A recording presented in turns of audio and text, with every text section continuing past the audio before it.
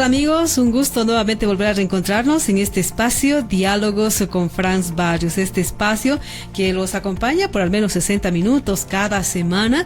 Y bueno, como cada semana estamos junto al doctor Franz Barrios Villegas, que es el analista político que nos acompaña en este espacio. Le damos la cordial bienvenida hoy con un tema importante para abordar. Hablaremos de geopolítica, entenderemos desde el significado, estaremos conociendo también algunos elementos. Le vamos a pedir a él que nos vaya explicando. ¿Cómo está, doctor? Un gusto, bienvenido al programa.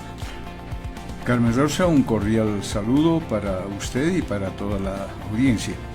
Adelantaba un poquito, doctor, a propósito del tema que vamos a abordar, hablar de geopolítica. A veces para muchos nos resulta un poco complicado entender estos términos, ¿no? Que ahora podemos decir están de moda, ¿no? Con lo que sucede a nivel internacional, los efectos que también pues puede traer para nuestro país la geopolítica, doctor. Sí, lo curioso es que un término como geopolítica recién se está poniendo a la moda en todo el mundo. Ahora hay analistas, especialistas sobre geopolítica, y lo extraño, Carmen Rosa, es que hasta hace poco casi no se conocía el término. Claro, etimológicamente uno puede darse cuenta de que es geopolítica, política en el territorio, por decir así. Sin embargo, últimamente, y este es el propósito nuestro para ver este tema en el país, últimamente los hechos de confrontación de las guerras, la gestión del presidente norteamericano, la guerra actual en Irán, el papel de Israel, el BRICS que surge con varios países, han puesto en el tapete de la discusión teórica general el tema de la geopolítica. Por eso, en un minuto, podríamos, para ilustración de nuestros amigos oyentes, decir simplemente que la geopolítica es un concepto compuesto de geo y de política, y se refiere fundamentalmente a la geografía física, que sería el planeta Tierra, todos los territorios que tienen los 5 continentes, geofísica, y geopolítica implica, digamos, la presencia del ser humano sobre esa geografía. Entonces es fácil entender que geopolítica es la acción del ser humano en el territorio. Y esto nos va a llevar a discernir de que esa geopolítica comprende todo el planeta y también nos incumbe a nosotros. Por eso, Carmen Rosa, un punto después de esta breve definición que vale la pena tomar en cuenta es qué dimensión tiene la geopolítica. Y para esto hacemos una comparación, como siempre solemos hacer, de carácter, digamos, metafórico. ¿Ya? Uno sabe que el cuerpo humano, por ejemplo, es algo que parece un organismo simple. Sin embargo, tenemos miles de millones de células, de átomos, de moléculas, y si no somos especialistas en ciencias médicas o en otros campos modernos, es difícil que comprendamos que el cuerpo humano, en términos sencillos, no es sino la suma, la articulación, la combinación de esos millones de células, neuronas, átomos, moléculas, partículas que tenemos como cuerpo humano. Hagamos la misma comparación con la geopolítica. Bolivia, por ejemplo, ¿por qué tendría que hablar de geopolítica? Si Bolivia es una célula, estamos hablando de que Bolivia como átomo, como célula, es parte de un conjunto de muchos otros elementos que constituyen la humanidad, tanto en el pasado como en el presente. Y en ese sentido, esta comparación vale porque hay una frase sabia de los chinos cuando ellos dicen que una mariposa que está aleteando en China provoca ondas que llegan a todo el mundo. Parece exagerado, pero en el campo físico, en el campo químico, eso es evidente. Es decir, cualquier acción, cualquier fenómeno material tiene su repercusión, no solo en el mundo, sino en el universo entero. Es una articulación dialéctica de que todo está concatenado. Trasladando eso al tema social, al tema geopolítico, algo que tenemos que esforzarnos con este programa es demostrar que Bolivia, como una célula o como un átomo, es una parte minúscula, diminuta, pero fundamental para la configuración, para la estructuración armada de lo que es la humanidad. Nuestro aleteo como mariposa, no en China, sino acá en Bolivia, obviamente que tiene que tener repercusiones en China y en el mundo entero. Entonces, esta es la comparación de las dimensiones micro, meso o macro de la geopolítica. Por eso vamos a hablar de Bolivia, vamos a hablar de América Latina y vamos a hablar sobre todo del escenario principal, que es el planeta Tierra en la actualidad. ¿Qué está pasando como geopolítica en este conjunto de la humanidad en el presente momento? No podemos entender el tema de geopolítica, doctor, si no logramos identificar elementos, desmenuzar, por ejemplo, de qué está compuesto, ¿no? Por ejemplo, Bolivia, cuáles son esas contingencias constitutivas, ¿no? Usted ya nos ha hablado de la metáfora y esa comparación que hay entre las moléculas, los átomos de cada ser humano, pero comparado también con lo que significa nuestro país.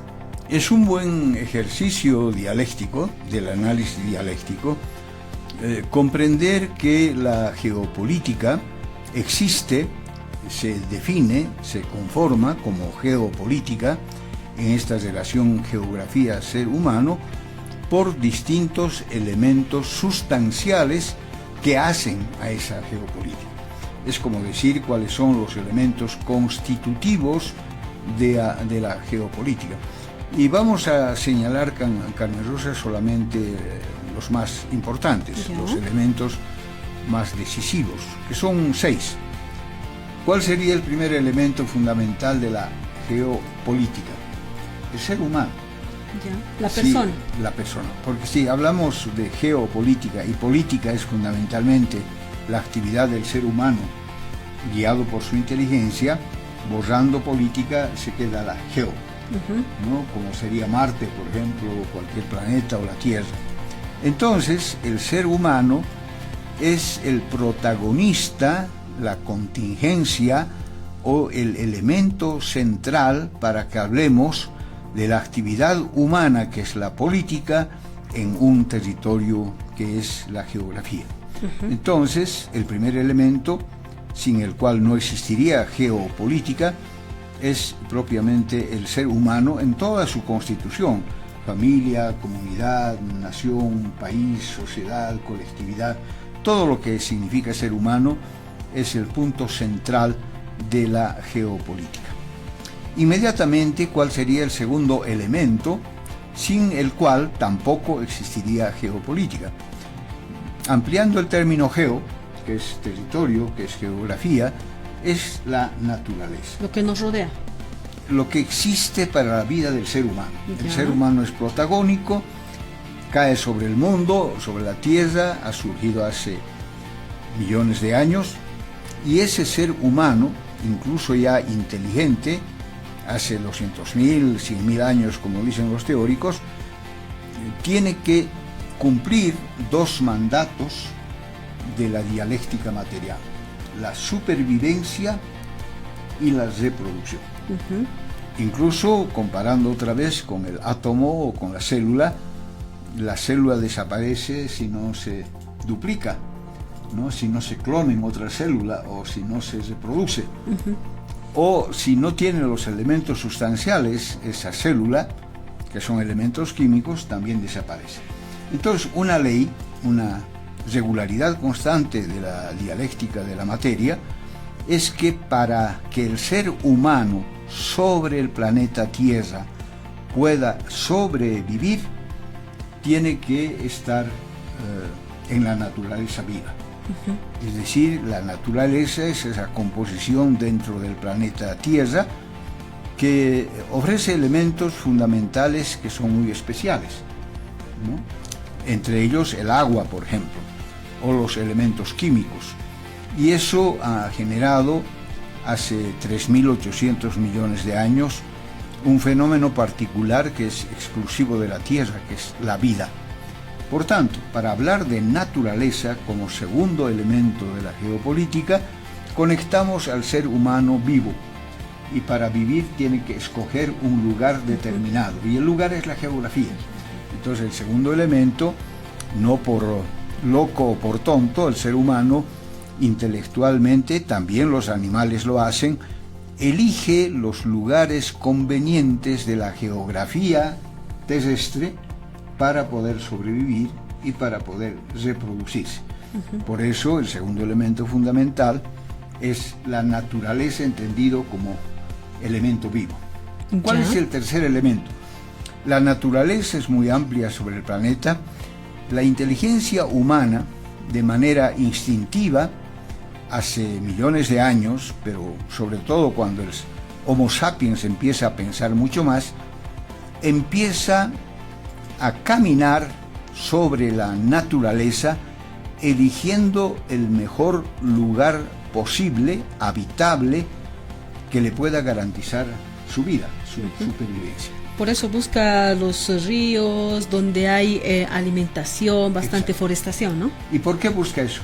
Porque la biología le dice que tiene que comer. Sobrevivir.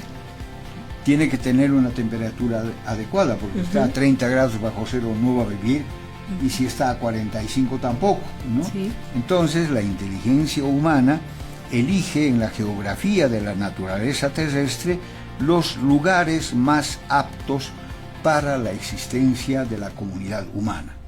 Claro, no es una comunidad inmensa. Se dice que incluso la humanidad en su momento de nacimiento no habían sino 7.000 personas.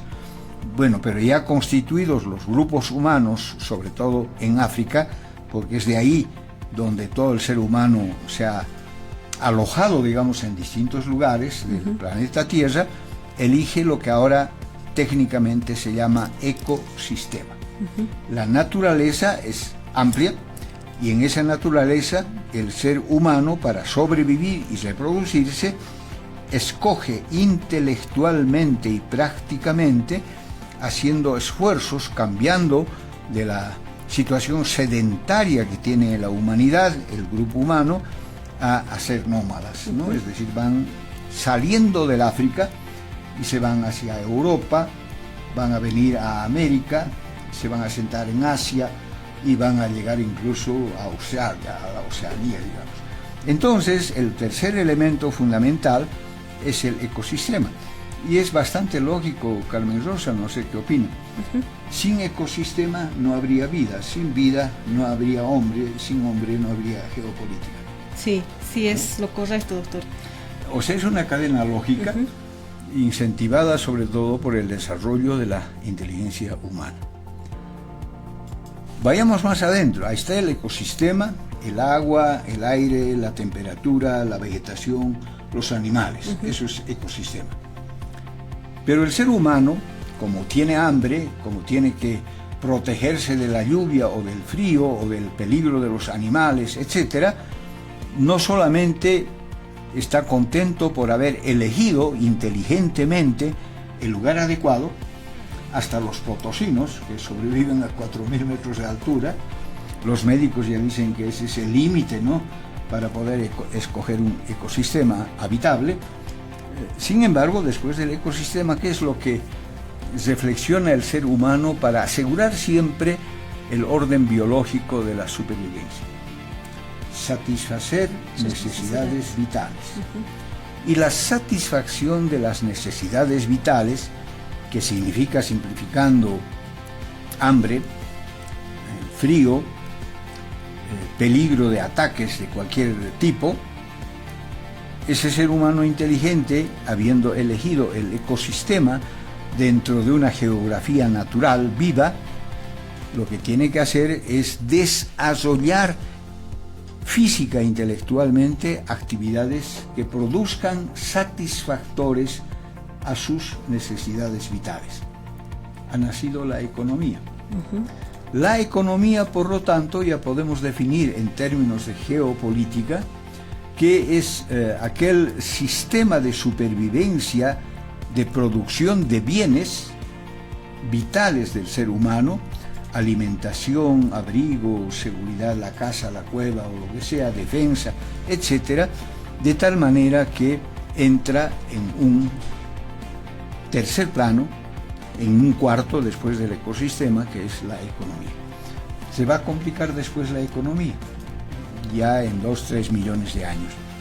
Luego viene que esa economía no es anárquica, no es disparatada, sino que por la práctica misma de las comunidades que han elegido la naturaleza, el ecosistema y la economía natural, tienen que organizarse, porque si no sería un caos, ¿no? Y ha habido caos, en todo momento hay caos, ¿no? Hay violencia y confrontación.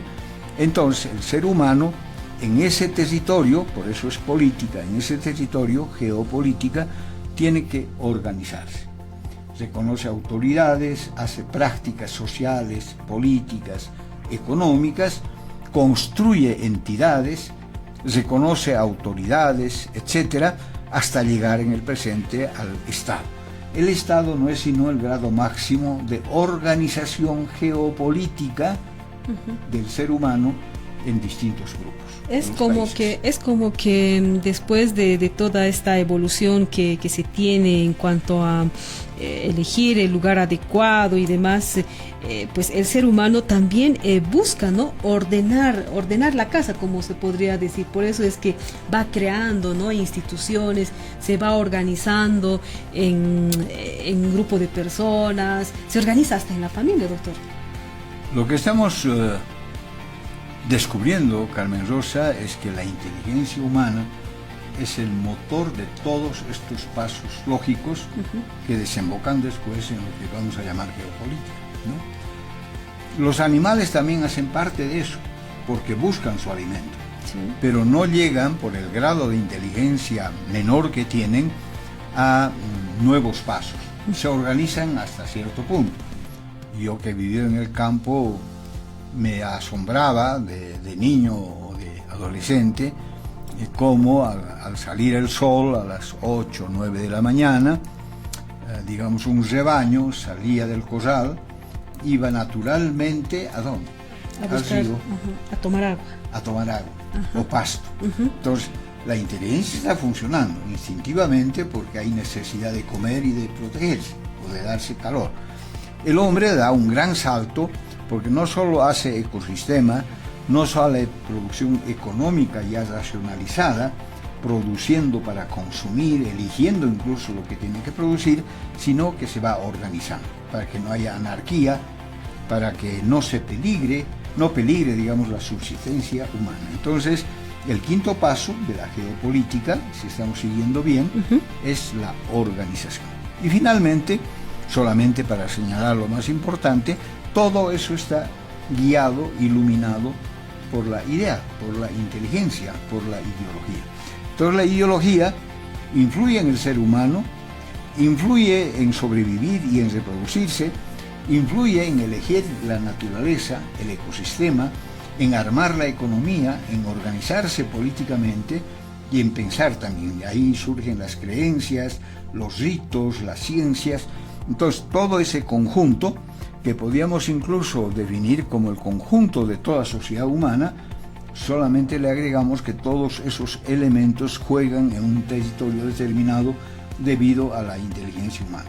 hemos descubierto los elementos constitutivos de la geopolítica.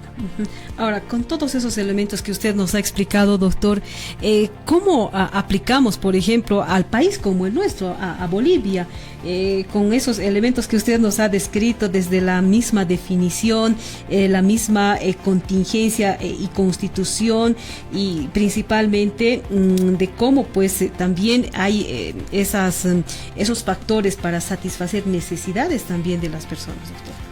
Volvemos al elemento comparativo analógico de la célula. Bolivia es una célula en el mundo, en la humanidad, ¿no?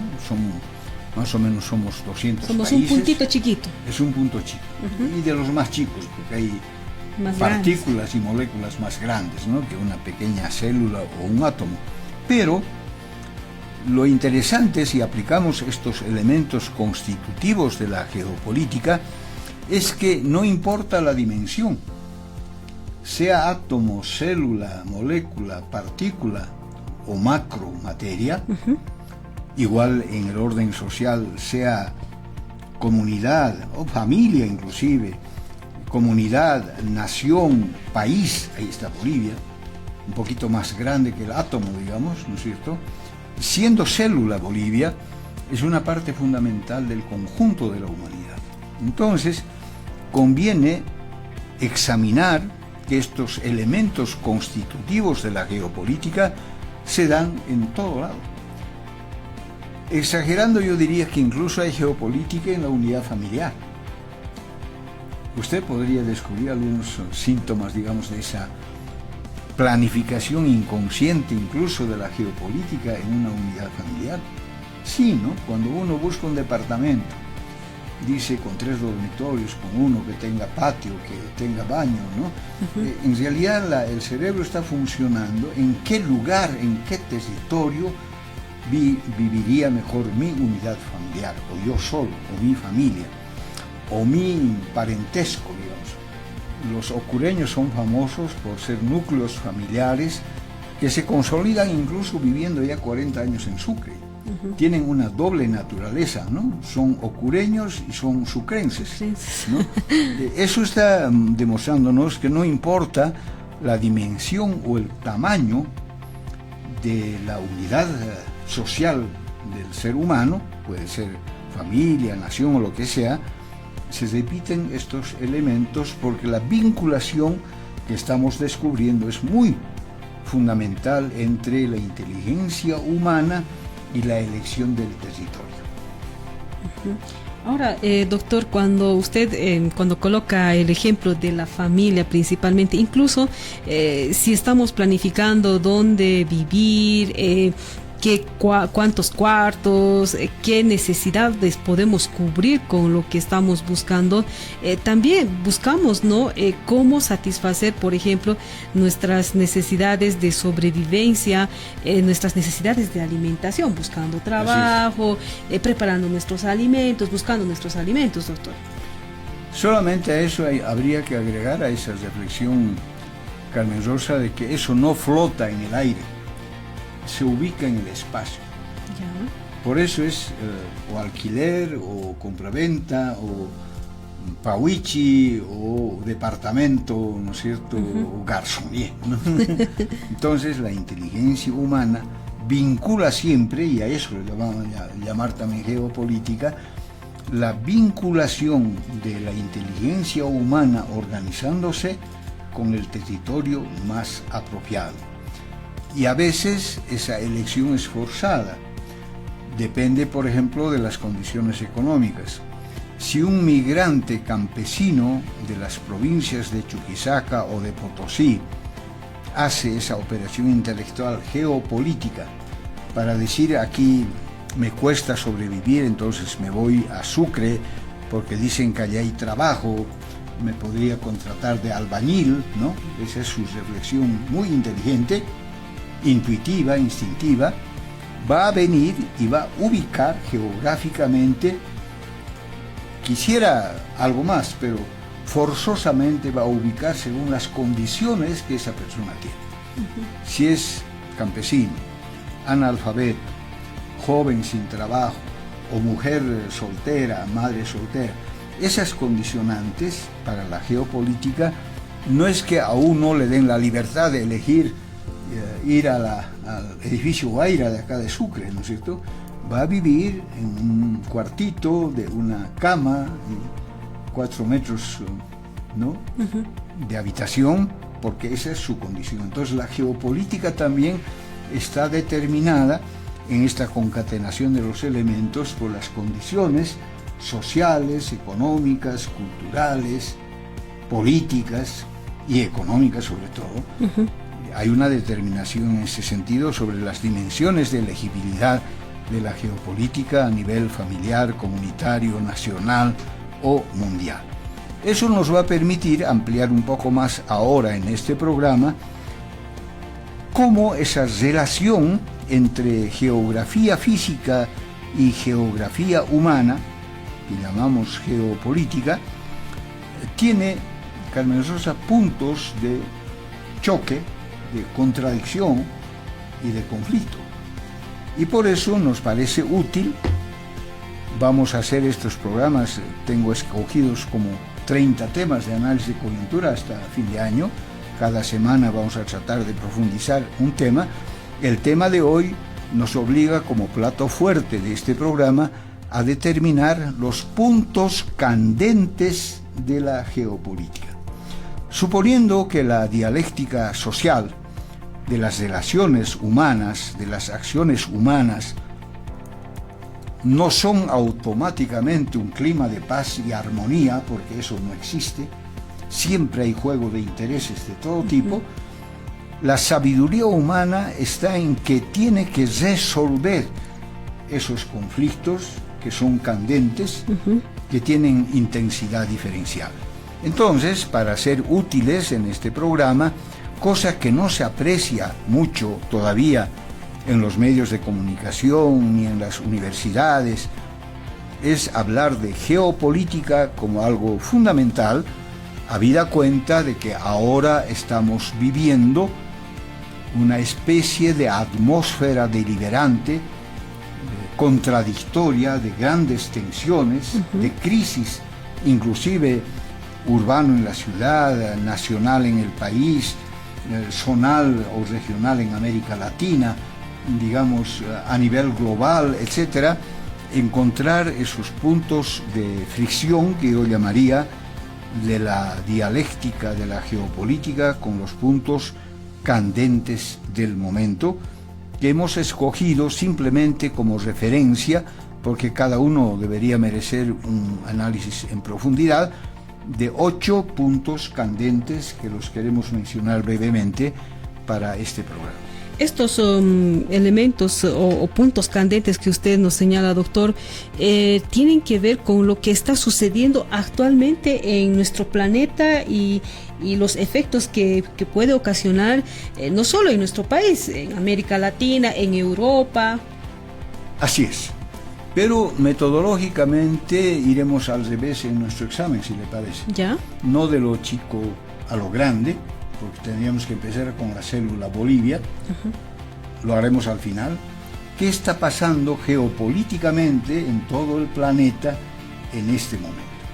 Y entonces, para examinar en otros programas, ya con mayor profundidad y detalle, buceando, no surfeando, la realidad concreta de la geopolítica en las distintas dimensiones o plataformas geopolíticas que tenemos al momento. ¿Cuál es la situación más candente que está empezando a influenciar en la opinión pública y en la preocupación incluso de las personas en este momento, empezando por lo grande? Es la crisis del sistema capitalista. Es decir, durante muchos años, casi 2 siglos, el planeta Tierra, incluido la célula Bolivia, ¿no?, ha vivido en una forma de civilización humana bajo el predominio de patrones importantes que determinan esa calidad de civilización. Llamamos civilización moderna, cristiana, occidental, etc. Pero ese ámbito tan grande, no discutimos las contradicciones profundas que tiene esa civilización. Sin embargo, en un examen geopolítico nos damos cuenta de que esa civilización se ha mantenido durante estos 200 años, por decir algo, en una calidad geopolítica especial. No estamos adjetivizando ni calificando si es bueno o malo, sino que históricamente, y eso nadie puede negar, la humanidad ha vivido en un modelo civilizatorio occidental de carácter liberal y capitalista, que ha tenido sus variaciones en el mundo entero. Esa situación parece ahora, yo gasto personalmente por lo menos 1 hora cada día viendo programas de análisis de esta primera plataforma de la geopolítica, que es la civilización occidental capitalista, se está cuestionando por primera vez, Carmen Rosa, de que hay un quiebre, hay fisuras, hay contradicciones cada vez más profundas de esa situación de civilización que ha durado tanto. No queremos trasladar al campo político para decir, no, el capitalismo va a perecer en 5 días más, o los trotskistas que decían está a la vuelta de la esquina, ¿no? La derrota del capitalismo. Nos olvidamos de esa confrontación ideológica política, sino objetivamente vemos que la experiencia civilizatoria del planeta a nivel planetario, estamos viendo que presenta contradicciones, fisuras, turbulencias que generan duda de su estabilidad, de su hegemonía. ¿Podemos hablar de desmoronamiento, doctor? ¿Es aplicable ese término? Si fuera digamos, una posición fundamentalista de carácter político, sería casi un deseo, ¿no? Hay que derrotar al capitalismo y ojalá que caiga. Más allá de eso, los signos que se presentan para el análisis, por eso es importante la geopolítica, es como dialécticamente no todo está en calma, en paz.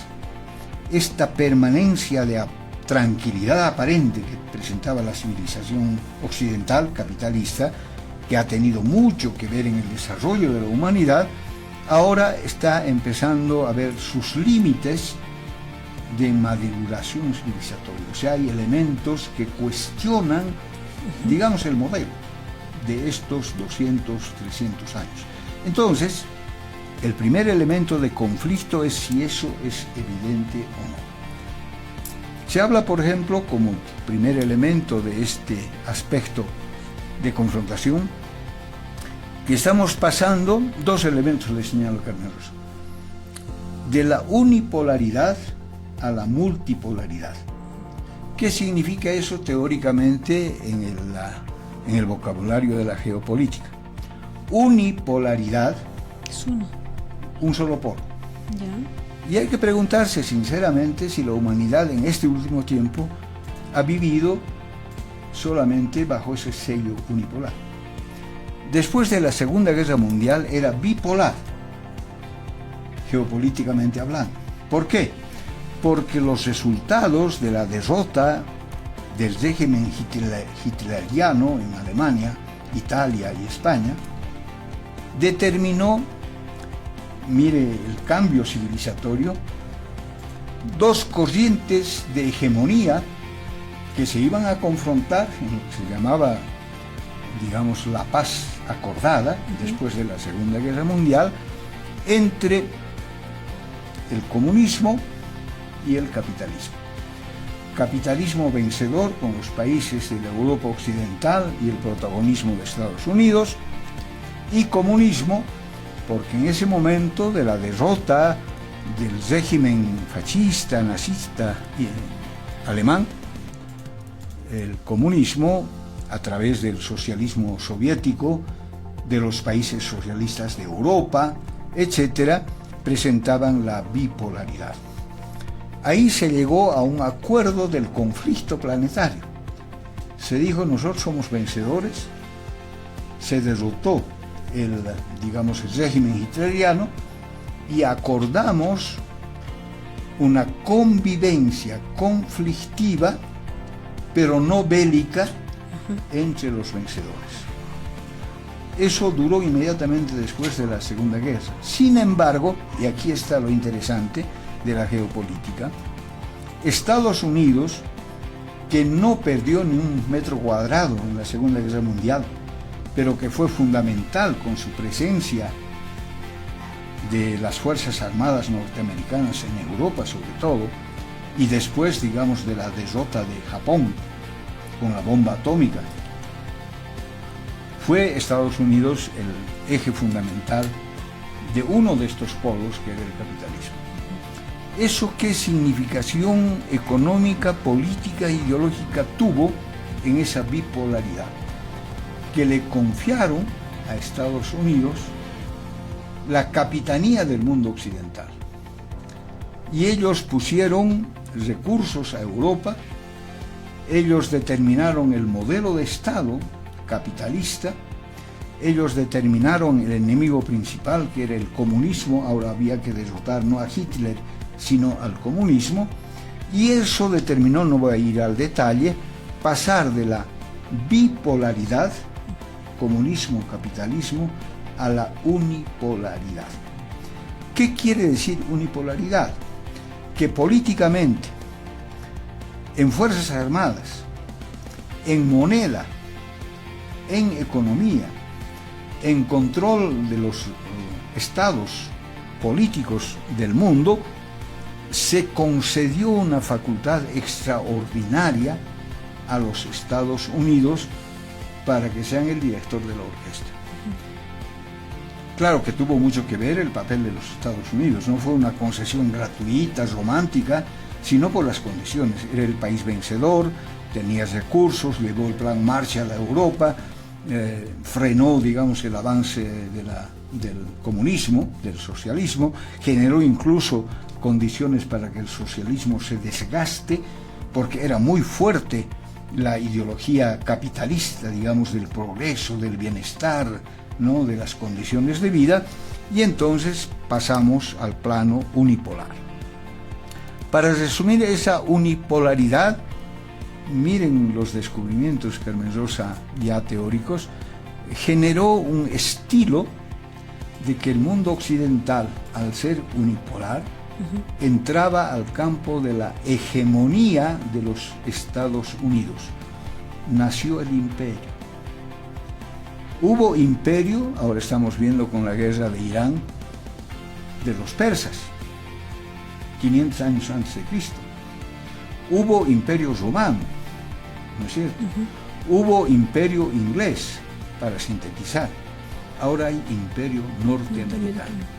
O sea, el gendarme, el director de orquesta, la fuerza fundamental del sistema capitalista de la bipolaridad, se concentró en la hegemonía de uno solo, representando al mundo occidental.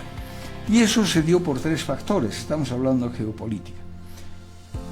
A través de lo que se llama la doctrina Monroe, por ejemplo, que es de los años 1823-24, o sea, cuando nosotros estábamos naciendo, ahí Estados Unidos ya pronosticó ideológicamente el papel que iba a jugar en el planeta, y se dijo América para los americanos. Ahora lo que Trump está diciendo, First America, es eso mismo, de hace 200 años, pero dijo que esa hegemonía norteamericana tenía que dar condiciones de dominio y de control sobre los países europeos aliados, sobre los países nuevos que eran de América Latina y sobre el resto de Asia o de Oceanía.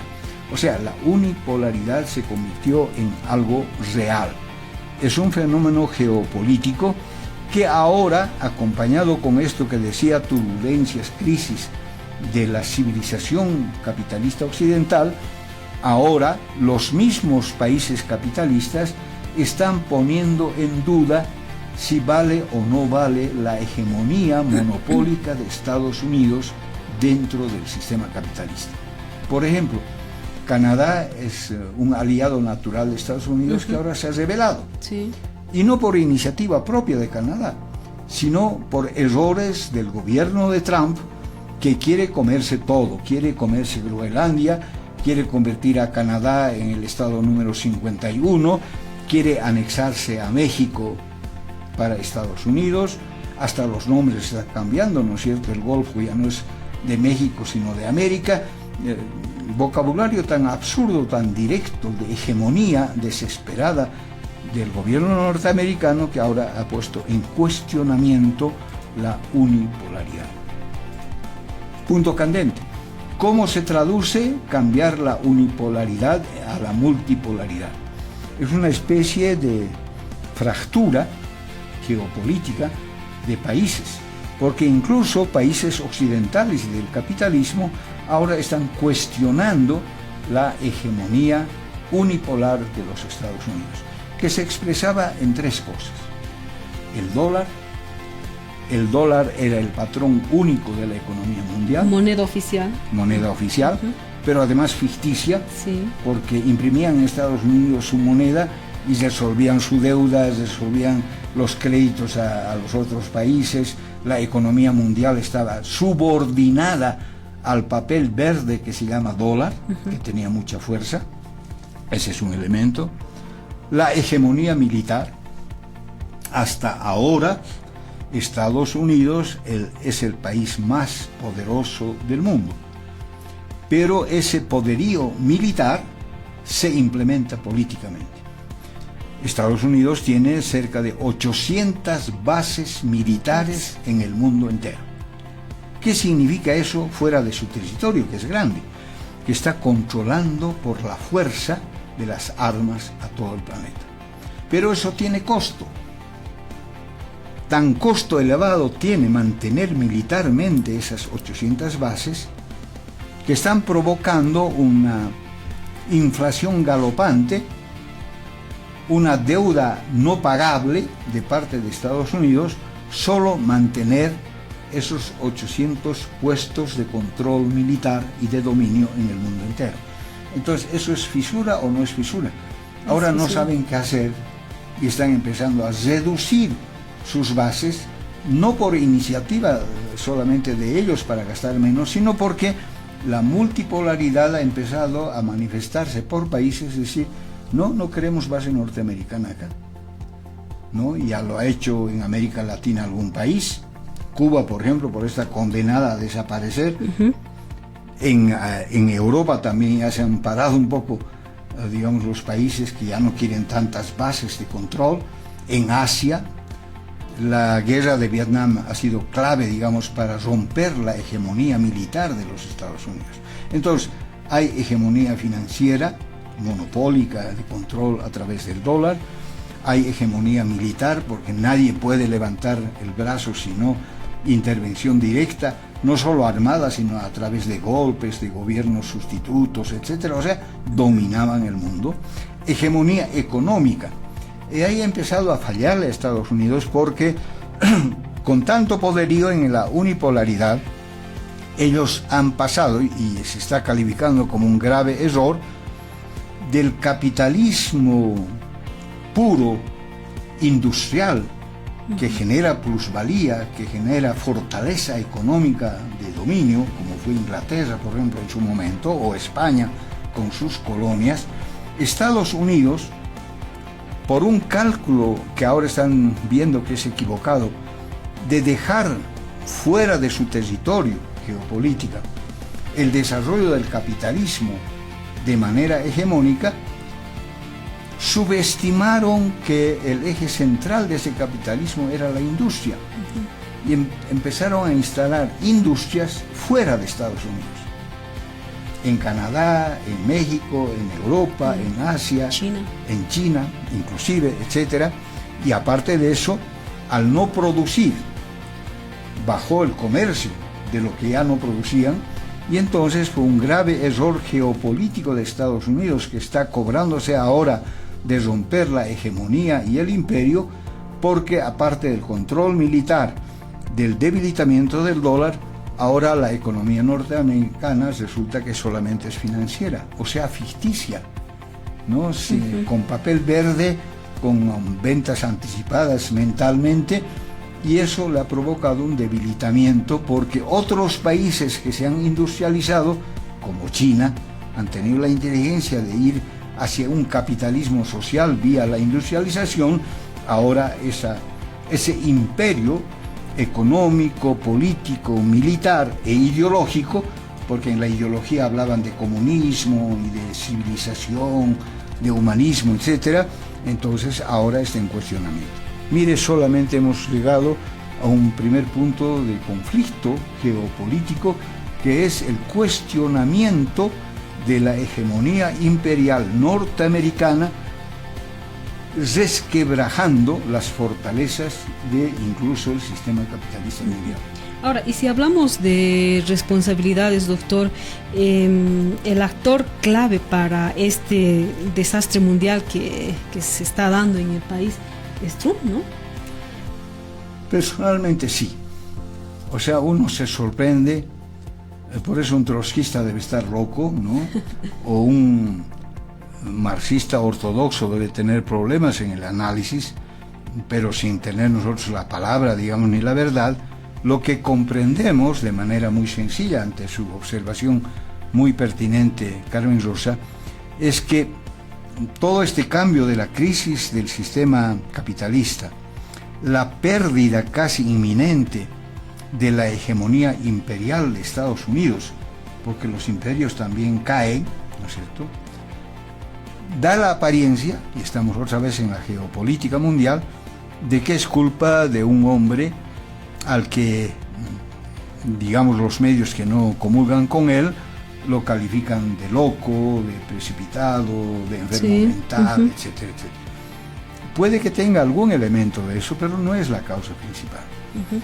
Hay que reconocer, y habría que profundizar más la información y la investigación aplicada, Trump es una ficha de oro, porque es rico, es un multimillonario, que representa el poder económico imperial desde Estados Unidos del 1% de su población.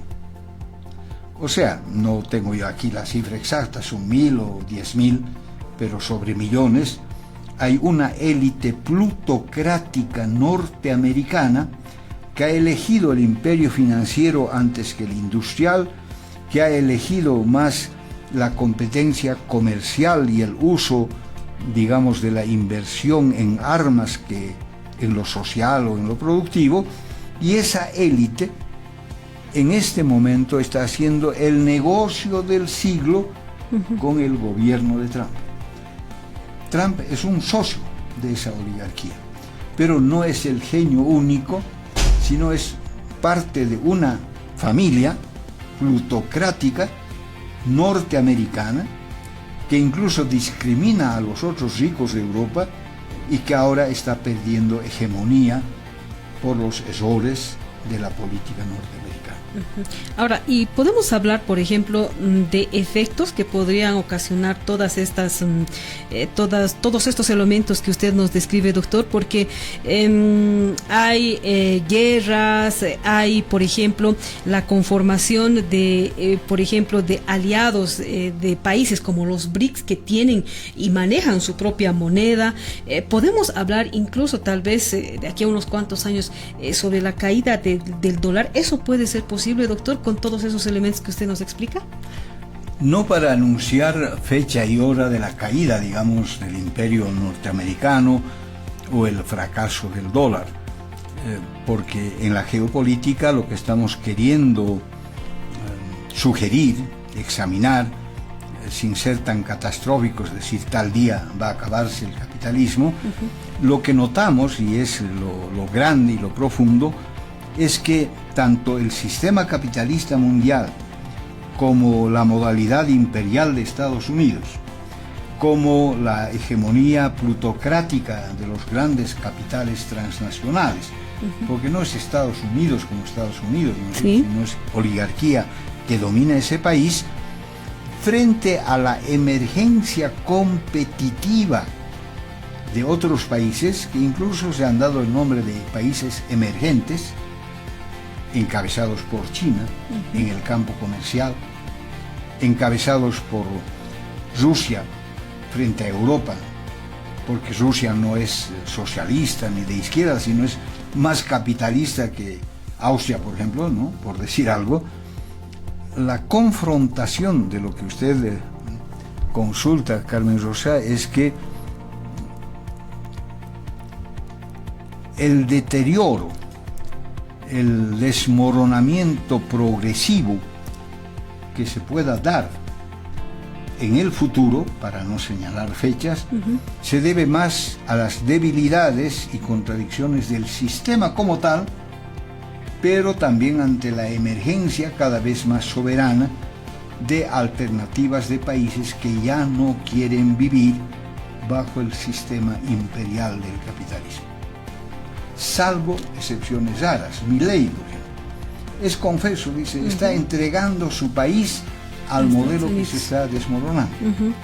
Y puede que lo logre con resultados inmediatos, pero eso significa que ha tenido electoralmente un ascenso Milei, porque Trump le ha dado 40.000 millones de dólares para que estabilice la economía. O sea, es un juego de ajedrez geopolítico en que lo que sí se ve como tendencia es el deterioro del modelo imperante y la emergencia no ideológico-política, digamos, de una alternativa contraria al capitalismo, como sería el socialismo o comunismo.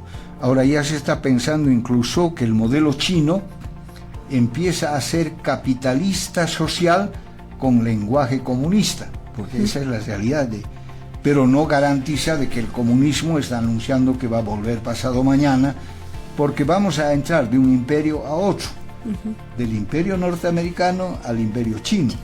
Y el imperio chino, si bien tiene la diferencia con Estados Unidos de que su riqueza la distribuye en salud, educación, subvenciones a la pobreza, etcétera, porque esa es la política social de China, pero no deja de ser imperio. Cuando contrata una obra de construcción caminera, un asfaltado acá en Bolivia o en Chile, incluso trabaja en países capitalistas, no es que ellos vienen con una cruz, digamos así, para decir aquí va a haber paz y la humanidad va a ser feliz. Es negocio. Estamos por caer a otro imperio, aunque tenga cara social, sin hablar de Rusia, que además es un modelo diferente. Lo interesante de todo esto es que esa emergencia no unificada, porque no hay un partido o una corriente alternativa de decir el Oriente va a derrotar al Occidente o el comunismo va a volver para derrotar al capitalismo, yo creo que no se da en esos términos simples. El fenómeno que está dando es, ante el resquebrajamiento y posible hundimiento de este sistema imperial capitalista, hay una emergencia en términos de soberanía, independencia y autodeterminación de países que eran el patio trasero del imperio. Ese es el fenómeno político, ideológico que se está dando en este escenario geopolítico. Ahora surge la gran pregunta, doctor, frente a este posible desmoronamiento que podría darse. ¿Qué hacemos con Bolivia, esta pieza que es fundamental, ¿no?, en América Latina, en Sudamérica sobre todo? Preocupante porque, mire, eso nos obliga a hacer un análisis político de la coyuntura política boliviana. Primero, por las elecciones del año pasado. Segundo, por la asunción de un nuevo gobierno centro-derechista de sello popular, ¿no?, y por las medidas que ahora se están tomando. Muy brevemente, para concluir toda esta intervención nuestra, ¿qué implica el resultado de las elecciones del año pasado? Objetivamente, llamémosle incluso fracaso de un intento de modelo social, comunitario y popular que excepcionalmente Bolivia quiso demostrar para cambiar este modelo imperial. No lo hizo al modelo cubano, guerrilla, no lo hizo al modelo venezolano, ¿no?, u otro, lo hizo a un modelo sui generis, a la boliviana, pero nuestra enorme responsabilidad como ejemplo es que en 20 años eso no da argumento ahora para decir que es victorioso. Más bien ha caído, ¿no? Se ha desmoronado. Y entonces las elecciones del 25 suponen una impresa de reversión, para no llamar retroceso o cambio hacia atrás, pero lo objetivo es que por votación popular inclusive, de un pueblo que ha desconfiado de todo lo que hemos presenciado en estos 20 años, corrupción, fracaso, etcétera, etcétera, no es que hayan tenido la culpa solamente los que hicieron mal, sino que el país política e ideológicamente se decepcionó y prefirió una alternativa de tranquilidad para que no hayan colas de combustible, de mayor armonía nacional, etcétera, y ganó. No es que ganó la derecha, sino ganó la decepción de un sistema que prácticamente fracasó. Mire la lectura que uno tiene. Eso se ha agravado porque con los resultados del gobierno actual, no vamos a evaluar ahora, se tendrá que ser en otro momento, se está demostrando que estamos entre la cruz y la espada. Un comentarista de La Paz decía muy objetivamente que sería un gravísimo error de parte del actual gobierno de elegir el mismo camino que Milei, porque Milei, quiérase o no, con este desmoronamiento y esta quiebra del monopolio, también va a sufrir los efectos. Y nosotros parece, depende de las medidas que se van a anunciar en los próximos días, que estuviéramos eligiendo, pero con un desacierto total, de lo que se está cayendo para caernos con ellos y no tener una lógica mucho más racional, sin ser comunistas ni socialistas, incluso decepcionados de todo lo que ha pasado, de por lo menos sumarnos en aquellos países que están buscando una alternativa más soberana e independiente frente a la unipolaridad.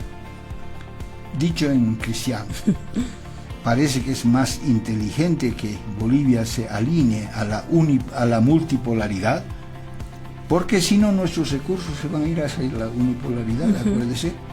No creo que en 3 días descubramos nuevos pozos petroleros, ¿no es cierto? O que el litio, digamos, sea soberano, como se decía. Vamos a liquidar, como están haciendo otros países de América Latina, sus últimos recursos. Y el objetivo fundamental del gobierno de Trump y de la unipolaridad es precisamente apoderarse de los recursos. La última noticia de esta mañana es increíble de parte del presidente de Estados Unidos, con eso acá, está cobrando todo. Dice que ahora el mundo entero le debe 6.000 millones de dólares por lo que está gastando en la guerra del Irán. O sea, quieren cobrar de todo. Han cobrado a Europa, por eso es que Canadá se le ha parado firme. Canadá parece, digamos, la vanguardia de un levantamiento que, sin ser socialista, porque su presidente, su primer ministro es un banquero, ¿no es cierto?, destacado, se está enfrentando a esa arbitrariedad. En resumen, Carmen Rosa, históricamente no podemos predecir caídas. Nuestros países están en la oportunidad de fortalecer la multipolaridad, liberándonos del dólar, de los créditos condicionados, de la venta casi en rifa de nuestras materias primas, porque eso nos ha convertido en países dependientes, y esa liberación progresiva va a equilibrar más en términos dialécticos la hegemonía geopolítica dominante de ahora por una convivencia mucho más amplia, más abierta. Bien, ahí está, hemos conocido estos elementos desde lo más sencillo que es la definición de geopolítica hasta llegar hasta este momento con estos elementos que el doctor nos ha descrito. Doctor, le agradecemos mucho por habernos acompañado nuevamente en el programa. Que sea hasta la próxima semana. Hasta el martes.